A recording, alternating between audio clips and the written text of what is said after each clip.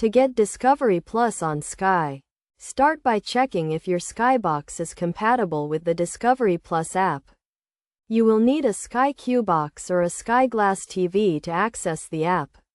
If you have an older Skybox, you may need to upgrade to a newer model. Next, go to the Sky Q home screen and select the Apps section. Scroll down to the App Store and select it. Search for Discovery Plus in the App Store and select the app to download and install it. Wait for the app to download and install. This may take a few minutes. Once the app is installed, launch it and select Sign In. You will need to have a Discovery Plus subscription to sign in. If you do not have one, you can sign up for a free trial or a paid subscription through the Discovery Plus website. Enter your Discovery Plus email and password to sign in.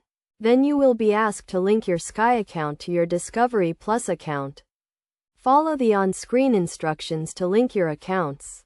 This will allow you to access Discovery Plus content on your Skybox.